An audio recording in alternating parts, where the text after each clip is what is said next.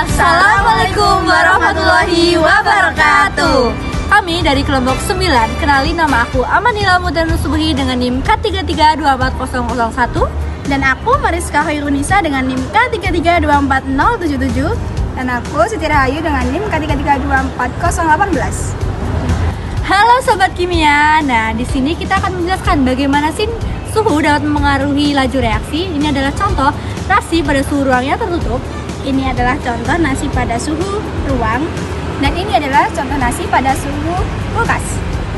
Dan laju reaksi adalah cepat atau lambatnya suatu reaksi kimia, di mana terdapat faktor-faktor yang mempengaruhi. Yang pertama, konsentrasi zat, yang kedua, suhu, yang ketiga, katalis, yang keempat, luas permukaan, dan yang terakhir adalah sifat zat. Nah, dalam kasus nasi ini, jadi proses reaksi pembusukan yang dipicu oleh adanya pertumbuhan mikroba dan reaksi enzimatis. Salah satu faktor yang mempengaruhinya adalah suhu. Suhu sangat berpengaruh besar terhadap cepat atau lambatnya suatu reaksi kimia.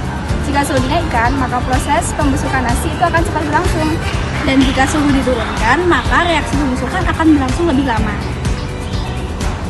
jadi nasi dalam keadaan suhu ruang dan juga tertutup seperti itu, dia pasti menyebabkan suhu yang hangat itu akan menyebabkan partikelnya itu akan semakin banyak dan juga molekulnya akan semakin cepat bertumbuhan. Nah, aktivitas mikroorganismenya pun juga akan semakin cepat. Nah, hal itu yang menyebabkan nasi dalam keadaan tertutup dan suhu ruang seperti itu dia akan cepat busuk dibandingkan nasi dalam keadaan suhu ruang yang terbuka dan juga dalam kulkas.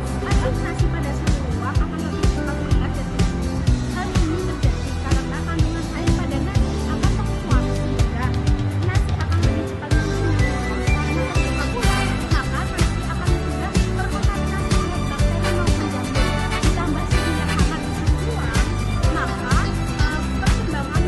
perkembangan dari jamur maupun mikroorganisme akan lebih cepat, sehingga pembusukan akan lebih cepat, sehingga ditandai dengan adanya jamur maupun nasi yang berlendir.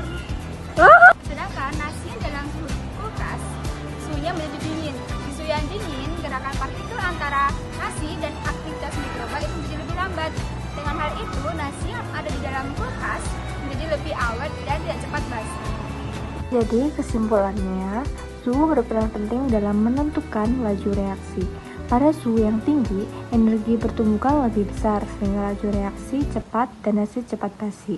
Sedangkan pada suhu rendah, energi pertumbuhan kecil sehingga laju reaksi lambat dan nasi lama basi.